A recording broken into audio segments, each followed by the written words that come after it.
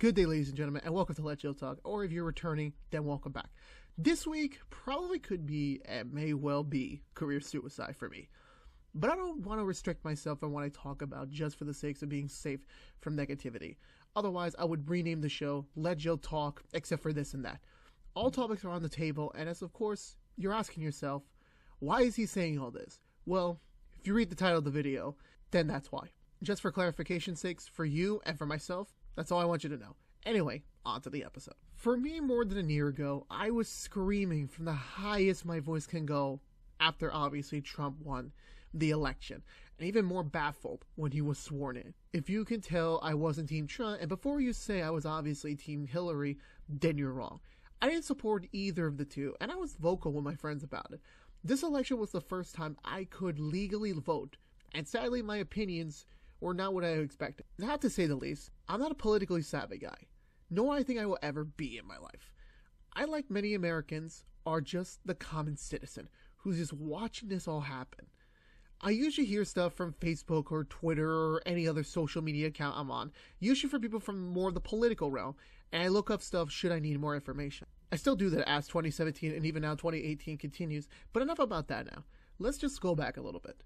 Back when Trump was sworn in and I was debating if I should pack up my bags and move to Canada, I did watch and hear all of Trump's 100-day promises and the first-year goals, which to people now knowing majority never really happened. And to be fair, I looked at these and predicted that barely any of these would ever happen in the first place. The biggest one was obviously the wall. I don't even know where to begin with this one, but I'm going to try. The wall was a huge promise that Trump made when he was running, and of course, he had many hurdles to do so when he became president. He wanted the wall to be a permanent fixture to keep immigrants out of the country. However, I can already think of at least 5 ways that can have easily gone around it. It's been a back and forth for him to getting this wall, wanting federal funding and then wanting to go to Mexico to pay for it. At this point, I wouldn't be surprised if the wall ever happened.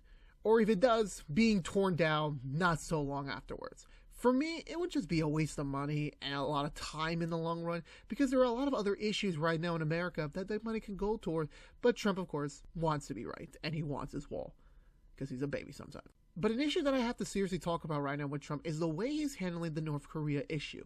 If you're severely out of the loop, it's because North Korea has been accelerating their nuclear weapons program by leaps and bounds all throughout 2017. This is a somewhat scary development since North Korea has been very vocal in the past about them not being fans of the United States at all, and now having powerful weapons at their arsenal, sadly for us, doesn't make it a positive outcome. But if you kind of do have to look at it at a certain perspective think about it like this. We have nuclear weapons, or at least the United States of America have nuclear weapons. So wouldn't other people around the world be scared that we have it, that we might just at any point fire at a country we consider to be enemies? So why wouldn't North Korea have their own just for them for defensive purposes? Now, before the comments begin, I'm just looking at this from a logical outside perspective. I have no idea how these weapons are created. I have no idea why people even make these weapons. I frankly don't know, and I frankly don't care. I'm just saying what has to be said about it. Sadly, instead of finding a more logical compromise or some sort of peaceful way to make an agreement for the usage of these weapons, Trump has sadly been engaged in what I'm going to call a pissing war with North Korea's leader, Kim Jong-un. And this is improper presidential conduct. These idiots could potentially and even might lead us to World War III should this pissing contest continue. But to be fair, it probably won't happen because even they can't ignore the massive after effects that will occur, given how harmful these possible attacks will have on our environment. Our planet might not even survive a nuclear war, and we only have this planet at this current juncture with space travel and all that to call our home. So I know they won't do anything radical or harmful, but I do believe that Trump still needs to keep his own attitude in check because sadly he is representing America for at least another 3 years. And speaking of attitude problems, his Twitter is another massive thing. That could be its own episode. But generally, Trump is the most vocal president of the bunch, of all we had in the history of the world.